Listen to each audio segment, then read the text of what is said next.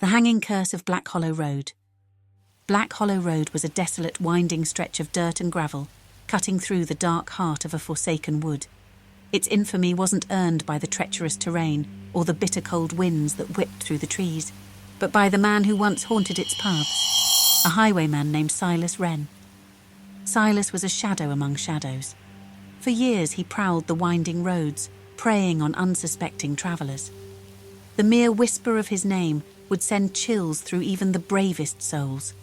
For it was said that Silas didn't just rob those who passed by. He enjoyed the fear, the power of holding life in his hands, often cutting them short with cruel pleasure. He always wore a tattered black hood and a smile that gleamed with menace. But his reign of terror couldn't last forever. One fateful night, Silas was caught. The king's men, weary from years of hunting him, ambushed him at the edge of Black Hollow. He fought savagely, but in the end it wasn't a knight's sword that felled him. It was a betrayal. One of his own men, desperate for a pardon, had tipped off the guards. Bound and bloodied, Silas was dragged to the town square, where a makeshift gallows had been erected. His trial was nothing more than a formality. The verdict was decided long before he stood before the judge. The townsfolk gathered to see the infamous highwayman's demise, their hatred palpable. Silas, even then, spat at their feet and cursed their names, promising that death would not be the end for him. The night of his execution came, and with it, the end of Silas Wren's earthly life. But the town's revenge didn't stop with a hanging. They wanted him to suffer. Before the noose was placed around Silas's neck, the crowd demanded blood and vengeance for every man, woman and child he had murdered. His executioners were all too happy to oblige. They stripped him of his dark leathers and boots, binding him naked to a thick post in the centre of the square. The crowd jeered, throwing rotten food, rocks, anything they could find at him. But it wasn't the humiliation that twisted Silas's face into a grimace. It was the iron-tipped lash they used to flay the skin from his back. Each crack of the whip was met with cheers, and Silas, defiant to the end, refused to scream. Blood poured in dark rivulets down his spine, pooling at his feet, but still, he bit his tongue, his teeth grinding until they cracked. The torturer's arms grew tired before Silas did. When they tired of the whip, they brought out the knives. Each man in the village was given a turn, a small cut here, a slice there, reducing Silas to a trembling heap of flesh. His once sharp features were barely recognizable, but his eyes, those cold, dead eyes, never lost their fire. Even as they carved their names into his chest, branding him with their hatred, Silas muttered his promise. "I'll come for you all." They wanted to break him, to make him plead for mercy. Instead, Silas grinned through the blood, a wicked smile that chilled the crowd to silence. "Death won't stop me," he said. "I'll be waiting." At dawn, after hours of torment, Silas was dragged to Black Hollow Road. There, they had chosen a gnarled old oak as his final resting place, a tree twisted with age and thick with moss. The sun barely touched the ground through the canopy of branches, casting eerie shadows over the proceedings. The noose was slipped over his bruised neck, and he looked to the crowd one last time, his lips cracked, but still curling into that terrible grin. "None of you will be safe," he whispered. "Not in life, not in death." With a swift pull of the rope, Silas's body jerked upward. His neck didn't snap cleanly, as they had hoped. Instead, he twitched and gasped for air, the crowd watching in a stunned silence as he choked on his last breaths, his legs kicking wildly. It was as if death itself struggled to claim him. Eventually, the light faded from his eyes and his body hung limp, swaying gently in the wind. His body was left to rot, an example to all who would dare defy the law. But Silas Wren was not a man to be so easily forgotten. The first to die was one of the executioners. Samuel Grant, a burly man with a heavy hand, had been among the most eager to lash Silas's back. That night, after celebrating with the others, he returned to his cabin on the edge of the village, a content smile on his face. As he lay in bed staring at the ceiling, he felt an unnatural chill fill the room. The fire in his hearth flickered, then snuffed out. Samuel sat up, his heart pounding as the shadows in the room deepened and thickened, until he could barely see his hand in front of his face. Then he heard it from the corner of the room, a faint, rasping breath. His blood ran cold as a figure emerged from the darkness. It was Silas, or what was left of him. His face was a swollen, mutilated mess, with blood still dripping from the cuts that had killed him, but his eyes were very much alive and they gleamed with malice. Samuel screamed, but it was too late. Silas's ghost moved with unnatural speed, his cold, rotting hands wrapping around the man's throat. As Samuel struggled, gasping for breath, the last thing he saw was Silas's blood-stained grin.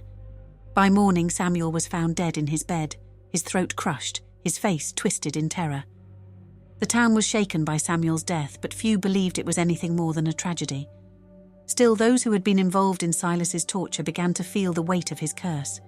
Each night, one by one, they were visited by the highwayman's vengeful spirit. Some were found with their throats slit, others had been hanged by ropes of shadow, their bodies swaying gently from the rafters. The villagers whispered of Silas's final words, of his promise that death wouldn't stop him. They began to avoid the place where he was hanged, the cursed oak tree on Black Hollow Road, but it didn't matter. Silas wasn't bound by the grave. For every traveller who dared pass by his rotting corpse, death soon followed. The first was a merchant, wealthy and confident, who scoffed at the local warnings. As he neared the tree, the air turned cold, and the horses reared in fear. His body was found the next morning bloodless and pale, with a single note scrawled in the dirt beside him. "Thief!" Word spread quickly that Black Hollow Road was cursed. Merchants, travellers, and even the bravest soldiers began to avoid it, fearing the wrath of Silas Wren. His spirit lingered at the place of his death, waiting, watching for the next soul foolish enough to wander through his domain. Those who ignored the warnings found themselves at the mercy of a force far darker than any man. Some heard his whispered promises on the wind, others saw his shadow darting between the trees, but they all shared the same fate: death, violent and gruesome. Bodies were found hanging from the branches, mutilated and robbed of their valuables, just as Silas had done in life. The once peaceful road became a graveyard, littered with the corpses of those who dared cross the highwayman's path. Old Ben, the keeper of the local tavern, was one of the few who dared speak openly about Silas. He claimed to have seen the highwayman's ghost firsthand.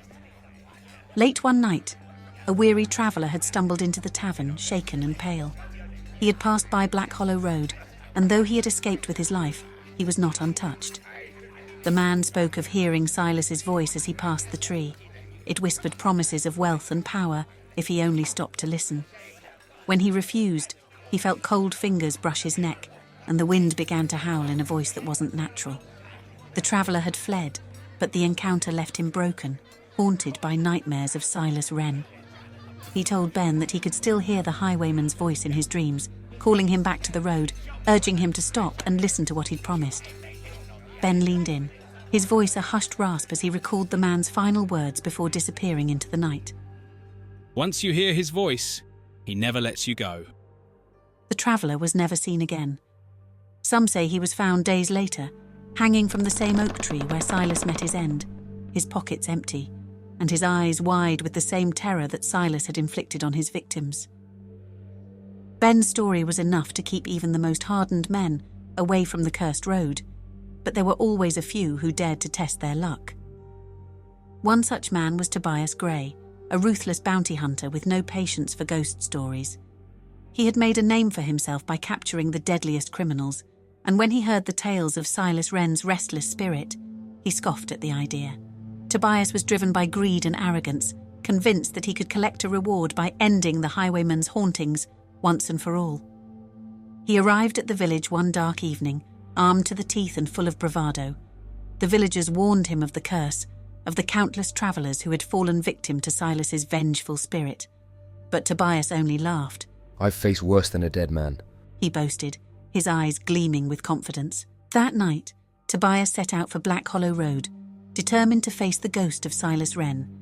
He brought with him a silver dagger, blessed by a priest, and a flask of whiskey for courage. As he walked down the winding path, the air grew colder, the wind more biting. The trees seemed to close in around him, their gnarled branches like skeletal fingers reaching out to pull him into the darkness. He reached the gallows tree at the heart of Black Hollow. There, in the dim moonlight, he saw it, the weathered rope still hanging from the branch, swaying ever so slightly in the breeze. Tobias sneered at the sight, stepping closer with no fear. You think you can scare me, Wren? He shouted into the night. I've killed men far more dangerous than you. Silence answered him, but as Tobias turned to leave, a voice, low and mocking, drifted on the wind. Have you now?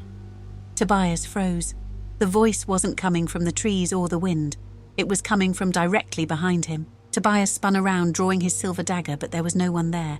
Only the empty road, the silent forest, and the cold night air. His heart pounded in his chest as the voice came again, closer this time, a raspy whisper. You think you're brave, bounty hunter? You're just another thief. The temperature dropped sharply and Tobias's breath came out in frosty clouds. His eyes darted around the clearing, but he saw nothing. No movement, no sign of the ghost. But he could feel it. Silas was there, watching him. I've robbed the living, Silas whispered. but the dead, they have nothing left to lose. Suddenly, the rope hanging from the oak tree twitched. It coiled and writhed like a snake, slithering down from the branch. Tobias took a step back, his dagger raised. But before he could react, the rope lashed out, wrapping around his neck with inhuman speed. Tobias gasped, clawing at the noose as it tightened. He dropped the dagger, struggling for breath, his vision blurring. The ghost of Silas Wren materialized in front of him. His mutilated face twisted into a grin, his dead eyes gleaming with malice. I told them, Silas rasped, his voice filled with cruel delight. death won't stop me. With a final violent tug, the rope yanked Tobias into the air, his body thrashing as it was lifted toward the gnarled branch.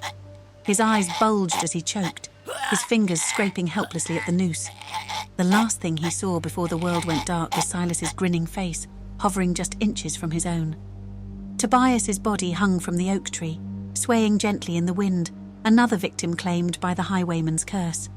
His silver dagger lay forgotten in the dirt, powerless against the wrath of the dead.